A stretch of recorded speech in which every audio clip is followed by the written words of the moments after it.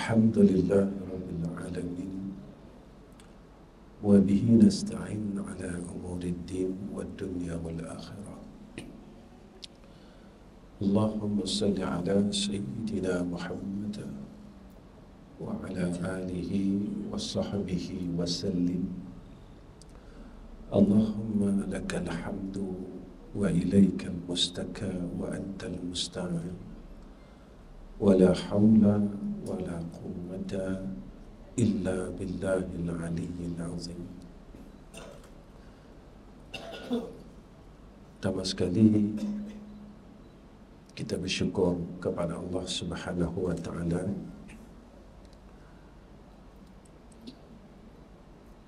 kerana Allah memberikan kita peluang ini untuk kita mentaati Allah, kerana perkara ataupun amalan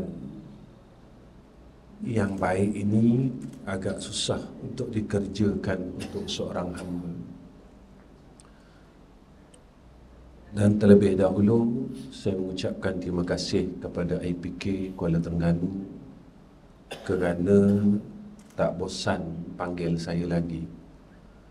Saya ucap terima kasih banyak-banyak. Yang saya hormati seluruh pegawai-pegawai, anggota polis dan seluruh anggota yang hadir pada pagi ini. Mudah-mudahan pertemuan kita, tuan-tuan, menjadi syafa'atul muslimin. Saya apabila dijemput ke IPK pada pagi ini, sebenarnya kesihatan saya tu agak kurang sikit, macam rasa low blood.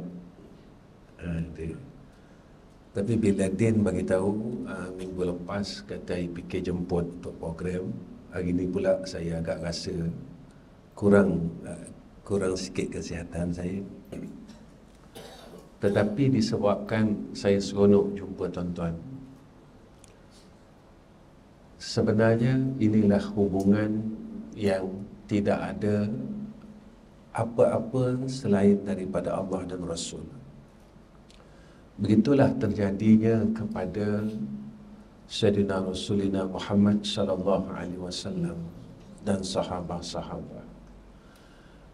Apabila seseorang itu dia berhubung ataupun berkawan kerana harta seseorang, bila dia tidak memiliki dan mendapat harta itu, dia akan lari.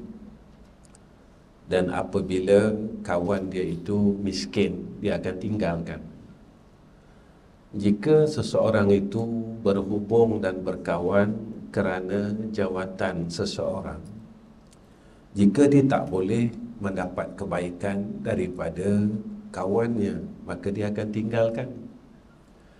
Jika seseorang itu berkawan kerana alim seseorang, jika satu hari dia menemui kebodohan kawannya, maka dia akan tinggalkan kawannya. Jika kita berkawan kerana kebaikan seseorang, satu hari kita menemui keburukan dia, kejahatan dia, kita akan tinggalkan dia. Dan jika kita berkawan kerana kecantikan seseorang, satu hari dia dah tak cantik dah, kita akan tinggalkan dia. Tetapi jika mana kita berkawan kerana Allah dan Rasul, maka hubungan ini akan sampai besok di yaumul akhirah. Ini yang disebutkan oleh Rasulullah sallallahu alaihi wasallam dalam hadis yang sahih. Besok di sana kita akan memberitahu Allah Ta'ala akan saudara-saudara Islam kita yang lain. Apabila kita melihat saudara-saudara se-Islam kita dalam kesusahan, yakni kawan-kawan kita, lalu kita akan berdoa kepada Allah dan meminta, ya Allah, Aku kenal Fulan bin Fulan ini masa hidupnya, dia orang baik dan sebagainya. Maka tolonglah keluarkan dia daripada neraka Allah. Maka ini sebenarnya yang kita perlu laksanakan dalam hidup ini. Dan Rasulullah didik kita. Sepanjang Rasulullah telah tinggalkan kita 1400 tahun yang dulu. Di antara perkara yang selalu kita ingat dalam sejarah Islam adalah Isra' dan Mi'raj. Seperti mana yang Allah nyatakan dalam Al-Quran, Subhanalladzi asra bi'abdihi laylan minal masjidil harami ilal masjidil aqsa ilal akhiril ayat. Saya pada pagi ini tuan-tuan tak menceritakan tentang sejarah Isra' Mi'raj. Sebab cerita tu tuan-tuan dah tahu. Kalau tuan-tuan duduk depan saya, tuan-tuan boleh cerita apa yang saya ceritakan dan asatizah dan ulama-ulama yang lain telah ceritakan. Tetapi apa yang saya nak sampai kepada tuan-tuan, peristiwa Isra' dan Mi'raj ini yang pertama, tahun itu berlakunya Isra' Mi'raj adalah tahun kesedihan dipanggil. Nabi sedang dalam keadaan begitu sedih. Antara yang buat Nabi sedih, satu, bapa saudara Nabi meninggal dunia. Walaupun Nabi berusaha untuk mengislamkan bapa saudaranya, tetapi tidak dalam kehendak Allah. Yang keduanya, isteri kesayangan Nabi meninggal dunia pada tahun yang sama. Maka tahun itu adalah tahun yang mana umat Islam dalam kesusahan. Tidak boleh beli makan, tak boleh nak pertukaran apa-apa daripada sudut makanan. Orang Islam tengah susah. Kita tak sampai tahap susah sedemikian, tuan-tuan. Siti Khadijah ini meninggal sakit kerana kelaparan. Dan disabitkan kelaparan itulah asbab lapar yang terlalu sangat, lalu Siti Khadijah meninggal. Kita, tuan-tuan, meninggal sebab kenyang. Kita meninggal sebab makan. Maka perjuangan Rasulullah, orang yang paling Rasulullah sayang pada ketika itu, isteri dia. Kenapa, tuan-tuan, Rasulullah sayang sangat isteri dia? Kerana isteri dia tulang belakang akan perjuangan Rasulullah SAW. Sebab itu, tuan-tuan, antara perkara yang ramai orang tinggalkan pada zaman ini, iaitu berbaik dengan isterinya. Sunnah yang Rasulullah laksanakan yang kita tak nak pandang. Kalau ikut, tuan-tuan, Rasulullah tidak pernah tinggi suara dengan isterinya. Rasulullah cukup baik dengan isteri dia. Rasulullah cukup baik dengan anak-anak dia. Khususnya anak dia yang bernama Sayyidatina Fatimah Az-Zahra. Sampai kan ada satu riwayat, Sayyidatina Fatimah Az-Zahra dah berkahwin. Rasulullah tetap bertanya kepada Sayyidatina Fatimah Az-Zahra, wahai anakku, adakah kamu telah salat? Maka perkara yang dibuat oleh Rasulullah SAW ini telah ditinggalkan, mula ditinggalkan. Kenapa saya bercakap sedemikian?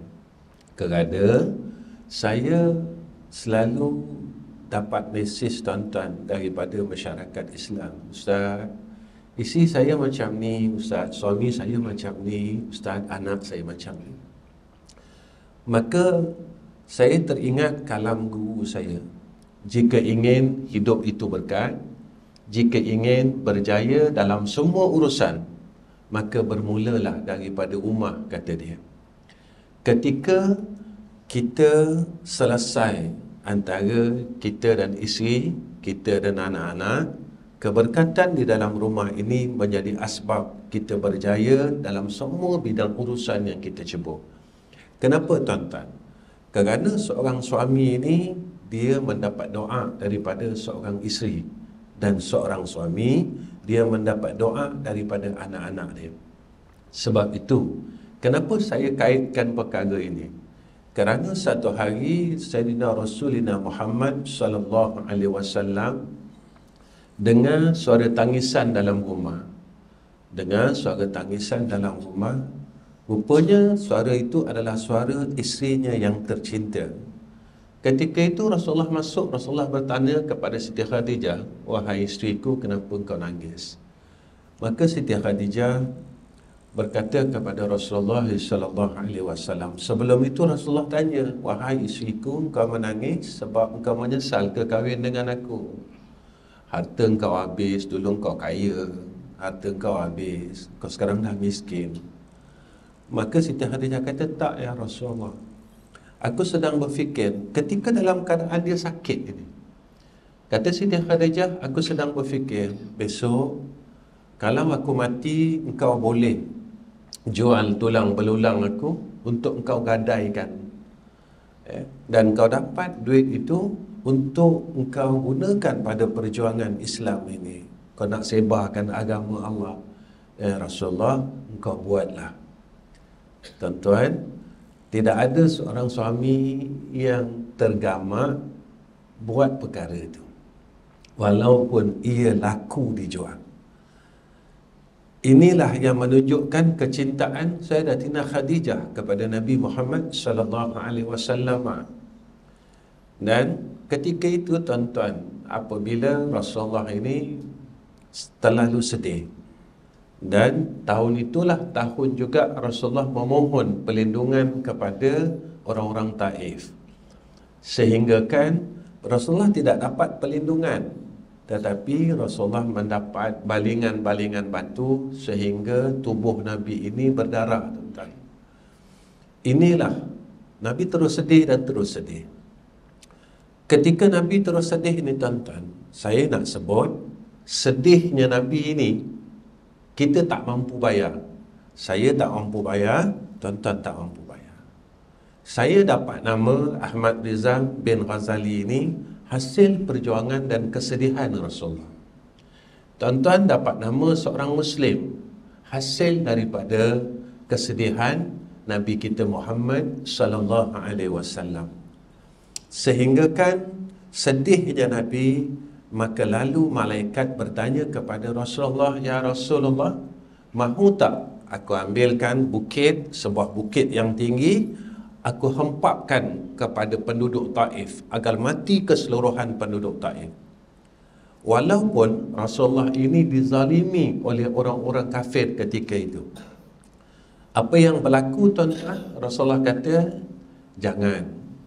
Mungkin hari ini keluarga, mungkin hari ini orang Taif tak boleh terima Islam, tetapi aku berharap agar keturunan dia besok menerima Islam." Sebab itu sekarang kita tengok tuan-tuan, kalau orang pergi umrah akan ada ziarah Taif, akan ada peninggalan sejarah, dan seluruh orang-orang Taif ini Islam. Maka apabila yang perlu kita lihat perkara ini, kesedihan Nabi, kezaliman yang diberikan oleh orang kafir pada ketika itu, apa yang dibalas oleh Rasulullah adalah kasih dan sayang. Tuan-tuan, kita mampu jadi orang yang kuat semayang. Kita mampu orang yang boleh puasa bulan Rejab. Kita mampu orang yang boleh mengerjakan haji, semayang sunat. Tapi kita masih lagi tidak mampu mengasihi akan orang yang telah membenci kita.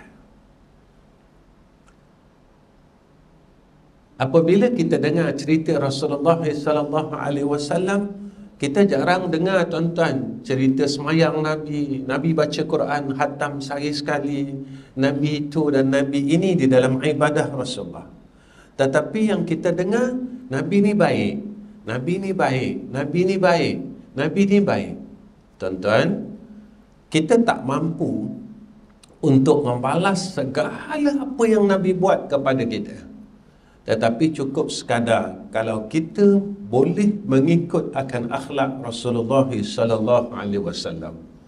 Dalam peristiwa Isra' Mi'raj ini yang berkait dengan diri Nabi, Nabi walaupun dizalimi oleh orang-orang kafir Quraisy, tetapi Nabi tetap memberikan kemaafan. Nabi tetap tunjukkan kasih dan sayangnya kepada sekalian umatnya, Sebab itu Nabi sebut, man la yarham la yurham.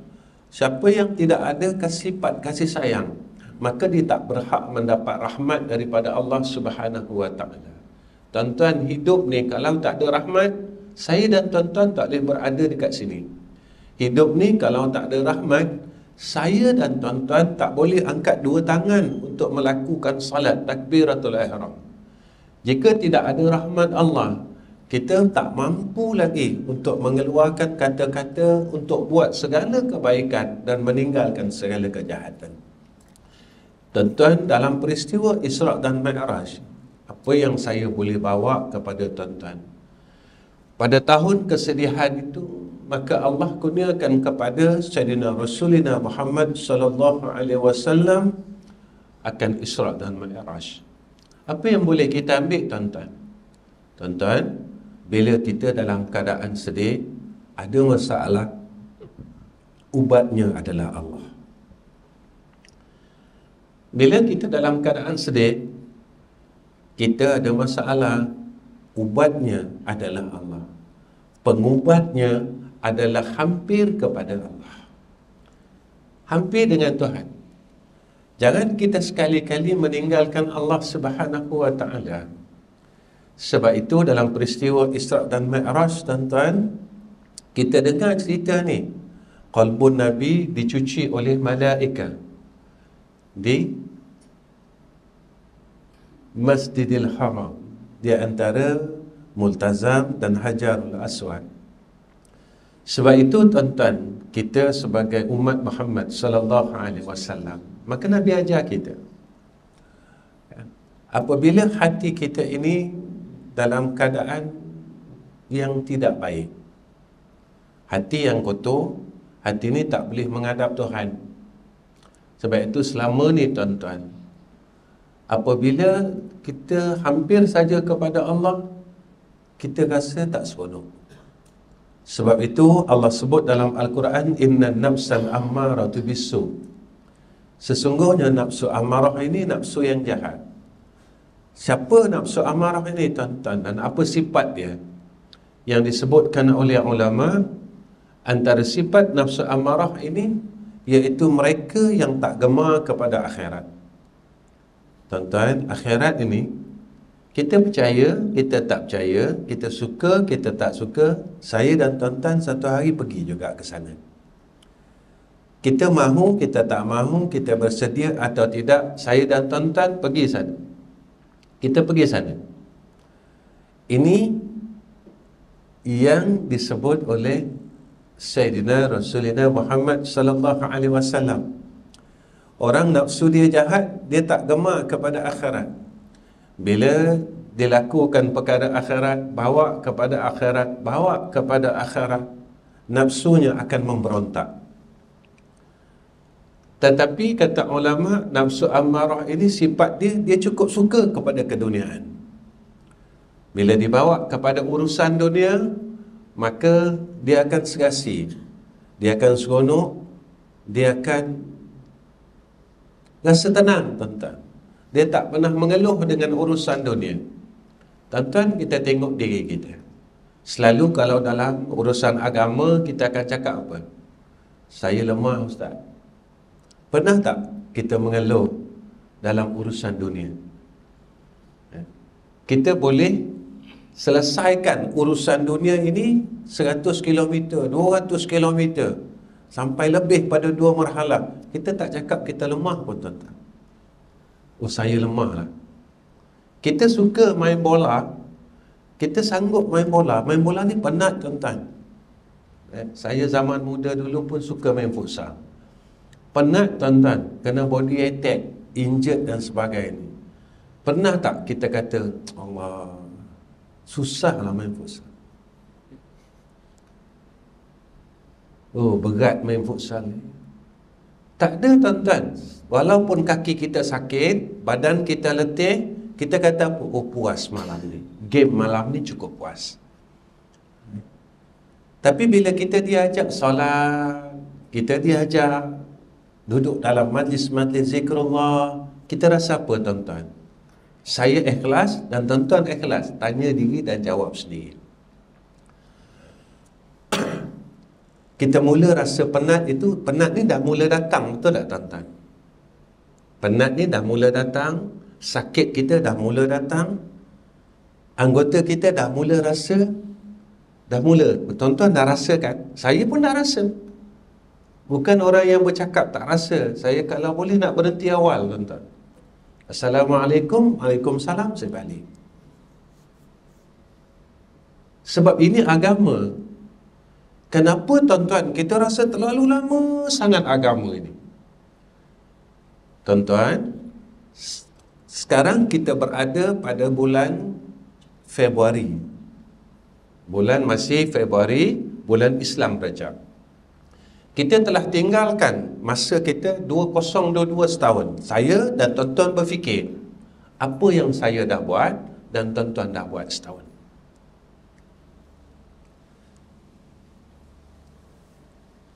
Dan sekarang bulan Rejab.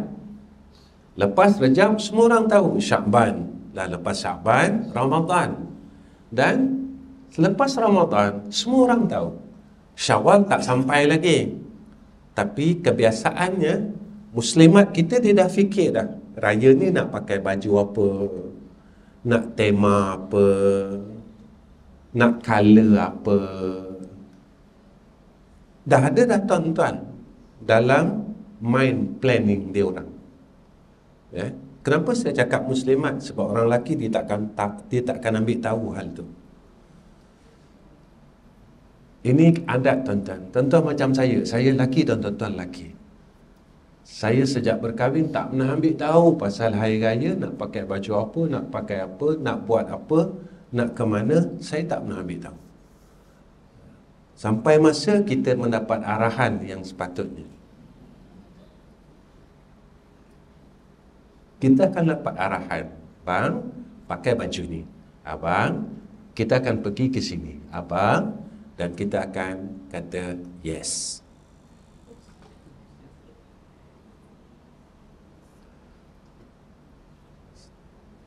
Apabila kita lihat masa yang kita gunakan tuan-tuan, kita dah guna masa ni untuk apa?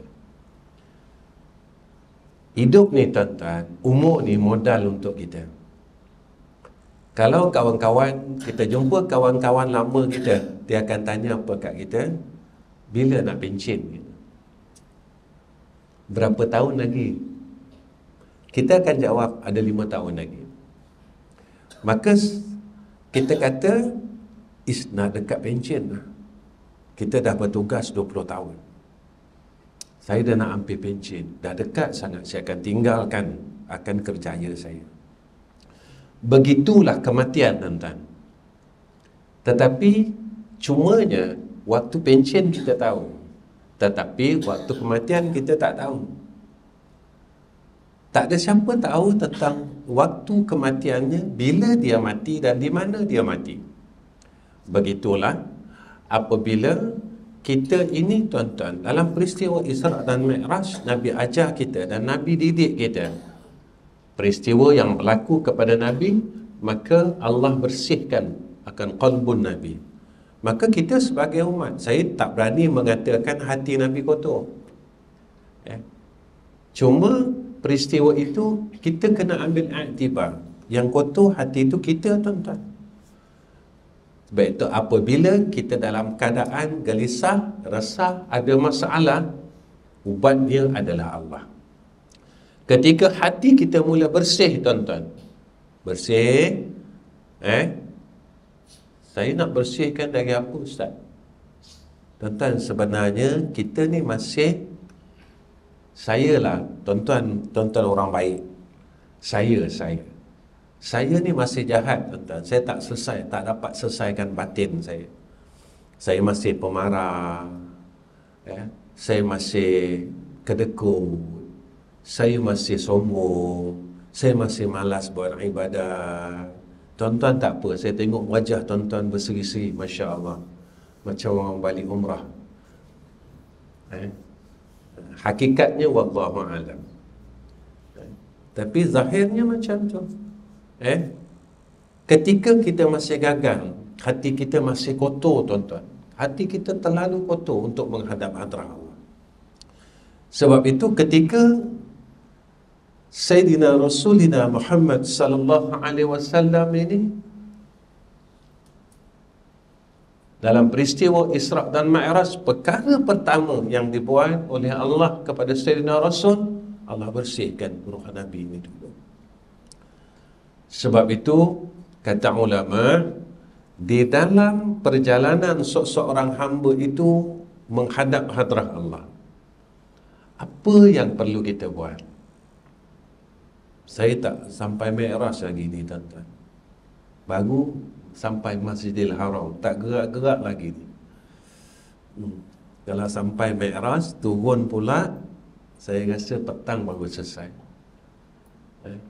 Kita sampai mana pun tak apa boleh tuan-tuan. Saya tengok tuan-tuan macam dah tak larat dah ni. Saya tak kasihankan diri saya kasihankan tuan-tuan. Saya ada satu kawan, masa belajar dulu, tengah mengaji tuan-tuan, dia meninggal. Tapi meninggal orang yang sedang belajar ni husnul khatimah. Itu saya selalu kalau mengajar, saya akan tengok kiri, saya tengok kanan. Sebab saya tengok kondisi orang yang ada depan saya. Sebab saya tak nak terjadi kali yang kedua, iaitu meninggal dalam pengajian. Sebab kita rasa memang ini agama. Kadang orang pernah tanya saya, Ustaz, pasal apa kalau mengaji ni kita badan kita jadi penat, dan kita memang semua jadi lemah. Ni jawapannya. Jawapannya, ketika nafsu dalam diri kita masih belum selesai, ketika itu kita akan rasa perkara ni sampailah nafsu kita diselesaikan oleh Allah. Nafsu yang selesai, nafsu mana? Yang Allah sebut dalam Al-Quran, ya ayyatuhan nafsul mutmainnah irji'i ila rabbiki radiyatan mardiyah fadkhuli fi ibadi wadkhuli jannati.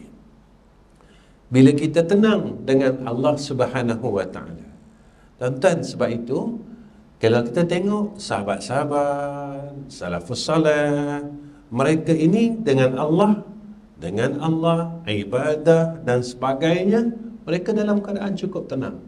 Sampai kan kita pernah dengar cerita yang mana Sayyidina Rasulina Muhammad sallallahu alaihi wasallam salat sunat sehingga bengkak kaki Nabi.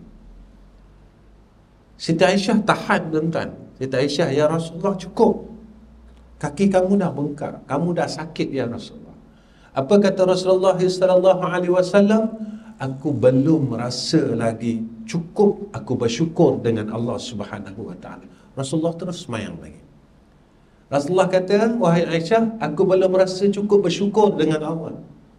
Sebab itu tuan-tuan, kalau kita lihat perkara ni, Rasulullah pun macam tu, belum rasa cukup bersyukur. Kita tuan-tuan macam mana? Jauh tuan-tuan. Rasulullah sallallahu alaihi wasallam salat sehingga bengkak kaki dia. Kita terang-teranglah tuan-tuan, kita tak pernah semayang sampai bengkak kaki, tapi kita bengkak kaki. Sebab apa tuan-tuan? Gaul.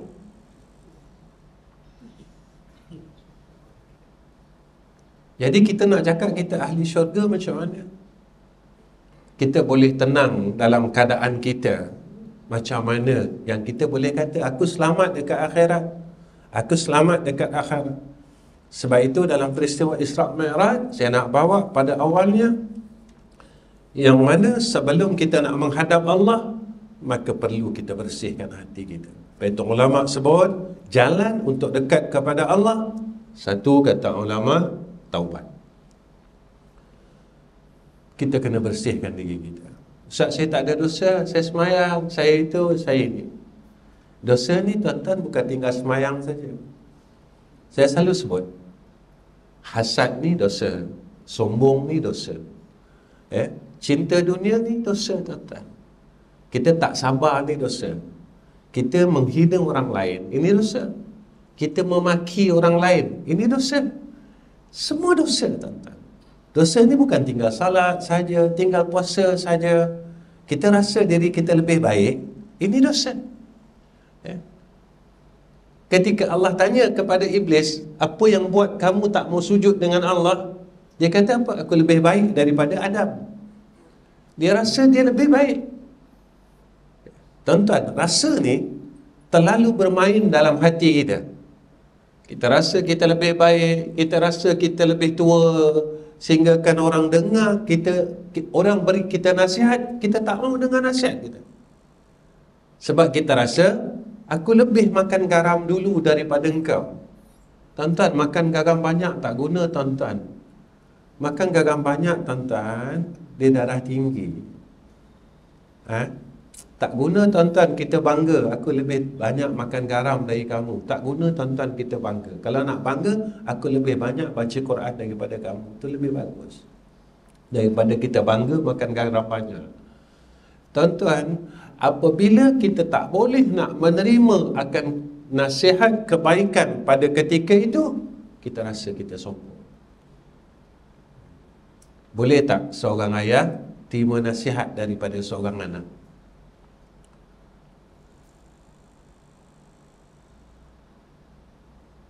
Kalau boleh, kita berjaya tak, tuan-tuan? Kalau boleh lah, kita dah berjaya. Saya tak cakap saya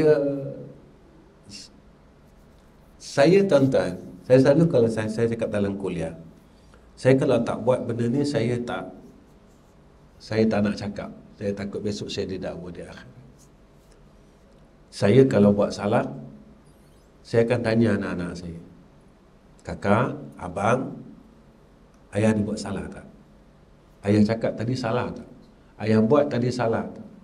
Pernah satu orang anak perempuan saya, tuan-tuan, ketika dia mendengar suatu perkataan saya, dia datang dekat telinga saya, dia kata apa, ya, ayah rasa salah tak? Masa dibisik kat telinga saya. Saya cakap dengan anak saya apa dia? Kakak, ya. Masa tu saya nangis, tuan-tuan. Tuan-tuan, sebenarnya macam ni. Dalam keluarga kita, kita bukan sebagai seorang ayah saja. Dalam keluarga kita, kitalah seorang ayah dan kitalah seorang yang menjadi sahabat kepada anak-anak kita. Akhir zaman ini, tuan-tuan, Nabi sebut dalam hadis, iaitu hadis akhir zaman. Antara perkara yang Nabi sebut, anak-anak mula jauh dengan mak dan ayah, dan mereka hampir kepada kawan-kawan mereka. Mereka mengadu masalah kepada kawan-kawan mereka, dan mereka tak cakap pun masalah dengan mak dan ayah mereka. Tuan-tuan, jika anak-anak kita macam tu, kita dalam masalah yang besar. Kenapa, tuan-tuan? Sebab kasih sayang dalam keluarga kita mula diangkat oleh Allah. Dan sebab itu saya selalu sebut dalam kuliah saya, kalau kita nak berjaya dunia dan akhirat, maka bermulalah daripada rumah. Tuan-tuan, mula daripada rumah, mulalah kasihkan orang dalam rumah dulu, baru kita pergi keluar rumah. Mulalah berbuat baik dalam isi rumah dulu, barulah kita bermula daripada luar. Sebab itu, tuan-tuan, kalau kita berjaya dalam rumah kita, bermakna kita berjaya di luar rumah kita. Sebab itu saya cukup sarankan apabila tentang keluarga ini, tuan-tuan, jangan lepaskan isteri kita, jangan lepaskan anak-anak kita, jangan lepaskan menantu kita. Saya takkan cakap kalau saya tak buat. Saya selalu cakap dengan tuan-tuan, isteri saya, tuan-tuan, saya nak keluar kuliah, setiap hari dia akan minta maaf dengan saya. Sebab itu dalam peristiwa Isra' Mi'raj, apa yang Nabi nampak, apa yang ditujukan daripada Allah kepada Rasulullah, azab neraka Allah. Tuan-tuan, saya ajak muslimat, kita dengar cerita Isra' Mi'raj mula daripada esok. Tolong minta maaf dengan suami hari-hari. Tiap-tiap hari nak pergi kerja, beritahu dengan suami, saya tak tahulah panggil suami apa, tak tahu. Kalau isteri saya panggil saya sayang lagi, panggil abang lagi, Ada orang yang dia kata, Ustaz, saya dah 50 lebih nak pencen, isteri panggil sayang, macam geli lah Ustaz.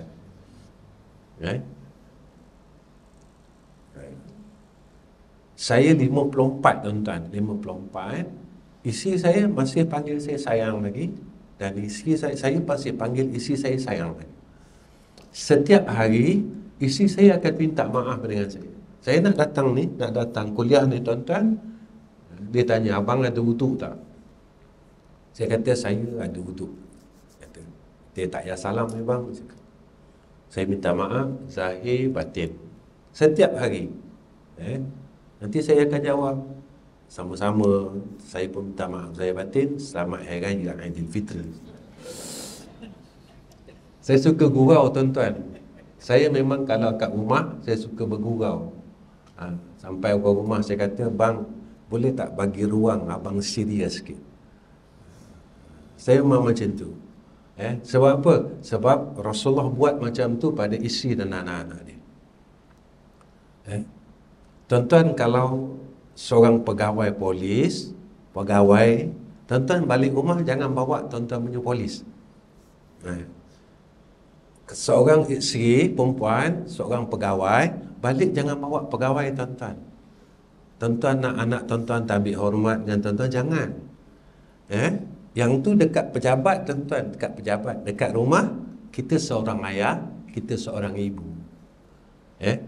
Kalau boleh, peluk anak kita selalu. Peluk anak-anak kita tuan-tuan. Saya, anak laki-laki saya tuan-tuan, bukan anak perempuan. Anak perempuan lebih daripada itu. Anak laki-laki saya tuan-tuan, saya peluk dia, saya akan cakap dengan dia, abang, ayah sayang abang. Anak perempuan saya dan menantu perempuan saya tuan-tuan, anak perempuan saya 34 tahun, umur dia tahun ni. Saya peluk dia, saya akan dakap kepala saya akan letak dekat dada dia. Kakak, ayah sayang kakak. Kadang-kadang saya bergurau dengan anak-anak saya kata, saya tak panggil kakak, saya panggil cinta. Anak sulung saya, kadang-kadang saya jumpa dia, cinta, nanti dia malu-malu tuan-tuan, 34 tahun. Sebab apa? Kenapa Ustaz buat macam ni?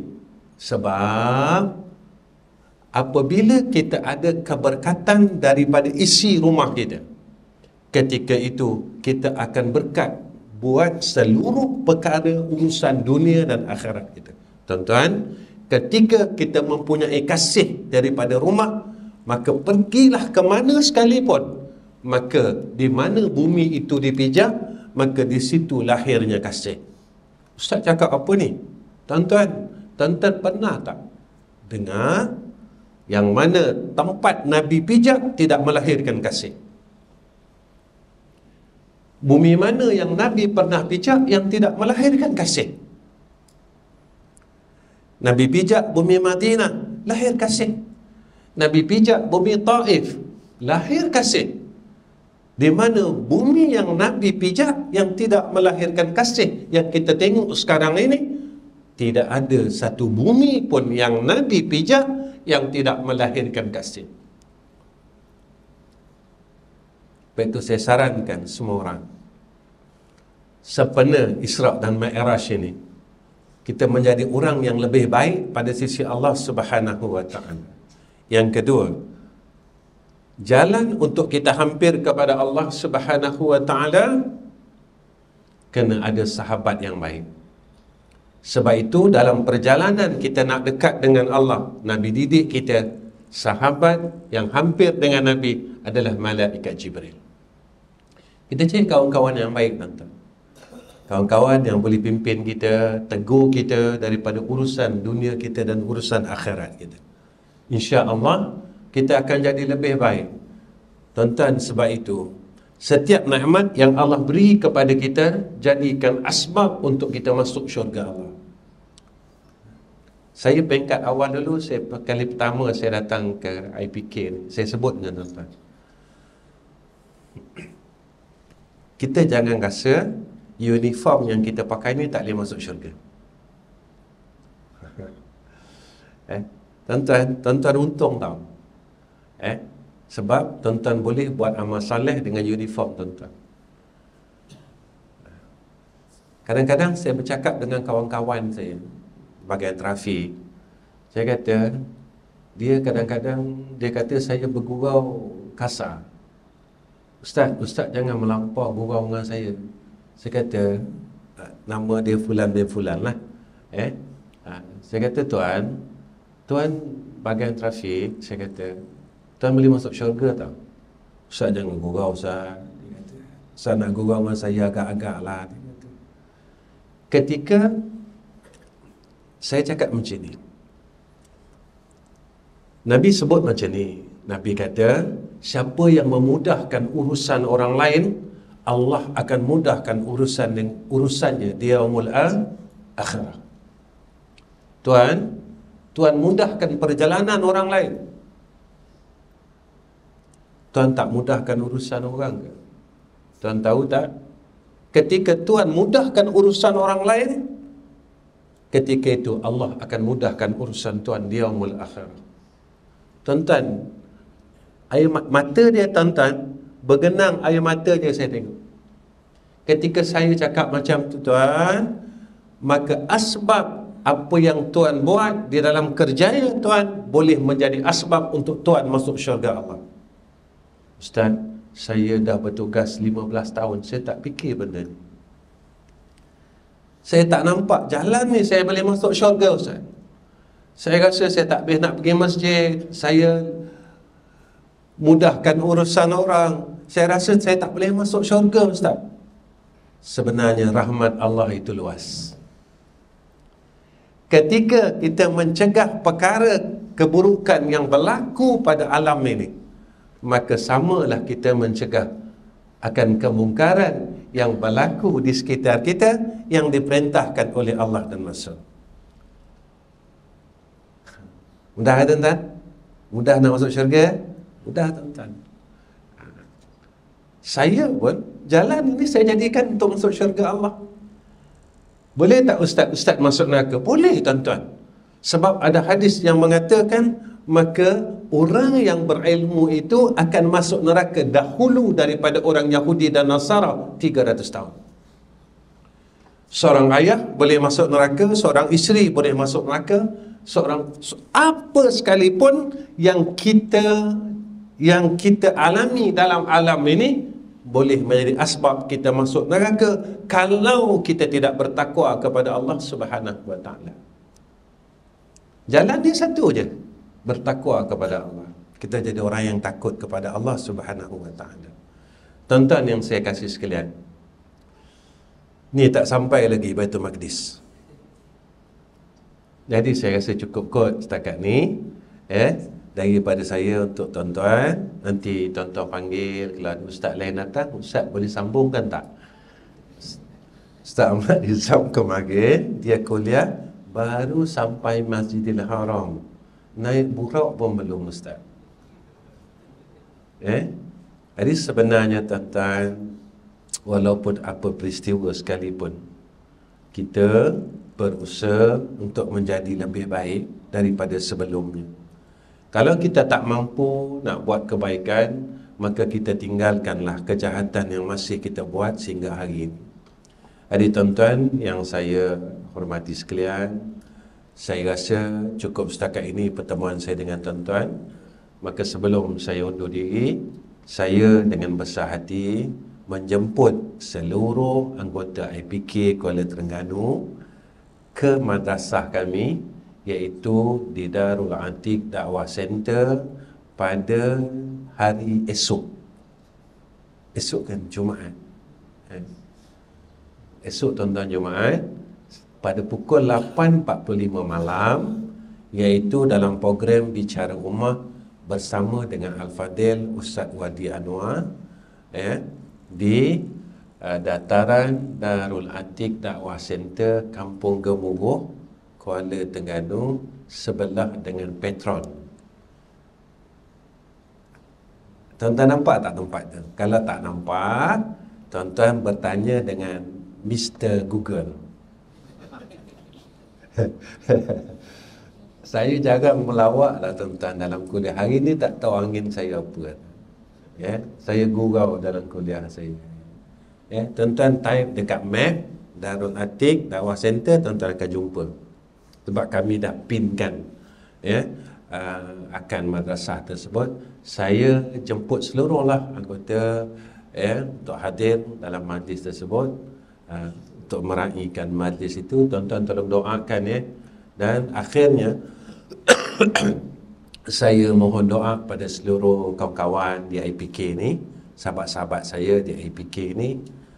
Saya anggap tuan-tuan adalah keluarga saya, dan tuan-tuan adalah abang saya. Tuan-tuan adalah, kalau dekat-dekat umur kita panggil kembar kan. Bawah adik saya, adik-adik perempuan saya, kakak-kakak saya.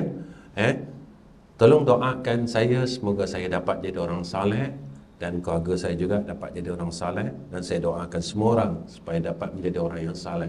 Dan yang keduanya, tolong doakan perjalanan madrasah, pembinaan madrasah kami dapat berjalan dengan baik. Alhamdulillah, untuk pengetahuan semua, iaitu surau yang kami sedang bina dalam proses 80%. Dan ada orang tanya saya, Ustaz, boleh tak saya nak ikut serta di dalam pembinaan surau itu? Jom, ahlan wa sahlan. Orang Selangor kata jom, tuan-tuan. Jom, ahlan wa sahlan. Sebab antara keperluan yang terdekat, kami ingin membeli besi bumbung dan membeli atap gajah, dan keperluan itu mengikut apa yang kontraktor bagi tahu, iaitu sejumlah RM30,000 yang masih belum cukup untuk kami siapkan bumbung dan besi surau tersebut. Jadi kalau tuan-tuan ingin sama-sama dengan saya, tuan-tuan boleh berhubung dengan Din Al-Barakah. Inilah keluarga kami di Kuala Terengganu. Jadi tuan-tuan boleh berhubung dengan beliau. Mudah-mudahan, Ustaz, saya nak ikut serta beli bumbung surau, boleh? Mudah-mudahan besok kalau saya mati, kubur saya redup, tak panas, Ustaz, kerana saya telah menyiapkan bumbung rumah Allah. Maka rumah Allah ni jadi teduh. Mudah-mudahan besok saya mati, saya tersahau, Ustaz. Ahlan wa sahlan. Ustaz, saya nak doa saja boleh? Ahlan wa sahlan, boleh. Jadi insya-Allah setakat ini saja daripada saya. Wa akhir kalam. Assalamualaikum warahmatullahi wabarakatuh. A'udzubillahi minasyaitonirrajim. Bismillahirrahmanirrahim. Alhamdulillahirabbil alamin, wassalatu wassalamu ala asyrafil anbiya wal mursalin wa ala alihi washabbihi ajma'in. Ya Allah, ya Allah, ya Allah, kami angkatkan dua tangan kami, ya Allah. Kami sangat memohon, mengharap akan kasih sayang Kau, ya Allah. Ya Allah, kami amat berharap akan pertolongan Kau dan rahmat Kau atas kami dan keluarga kami, ya Allah. Ya Allah, kami mohon ke hadrah-Mu, ya Allah. Berilah kami kekuatan untuk membuat kebaikan. Beri kami kekuatan untuk jadi orang yang baik, ya Allah. Beri kami kekuatan untuk meninggalkan segala kejahatan dan kemaksiatan yang masih kami buat, ya Allah. Ya Allah, ya Rahman, ya Rahim. Dalam peristiwa Isra' Mi'raj, Nabi jelaskan kepada kami tentang neraka Engkau, ya Allah. Kami mohon pada pagi ini, lepaskan kami daripada azab neraka Engkau, ya Allah. Ya Allah, keluarkan kami daripada neraka Engkau, ya Allah. Ya Allah, dalam peristiwa Isra' Mi'raj, Nabi bagi tahu kami tentang syurga, ya Allah. Ya Allah, kami teringin nak masuk syurga Engkau, ya Allah. Ya Allah, kurniakan kepada kami jannah Engkau. Kurniakan kepada isteri dan anak-anak kami syurga Engkau, ya Allah. Ya Allah, ya Rahman, ya Rahim. Kami berhimpun pada pagi ini kerana kami nak buat baik kepada Engkau, dan tanda kesyukuran kami ke hadrah Engkau atas nikmat yang telah Engkau berikan kepada kami. Ya Allah, terimalah amalan kami ini, ya Arhamar Rahimin. Terimalah amalan kami ini, ya Allah. Ya Allah, segala masalah kami tolonglah selesaikan ya Allah. Ya Allah, sakit-sakit kami tolonglah sihatkan ya Allah. Ya Allah, sihatkan kami ya Allah. Sihatkan isteri kami ya Allah. Sihatkan anak-anak kami ya Allah. Sihatkan mak dan ayah kami ya Arhamar Rahimin. Wa sallallahu ala Sayyidina Muhammad wa ala ali Sayyidina Muhammad walhamdulillahi Rabbil Alamin.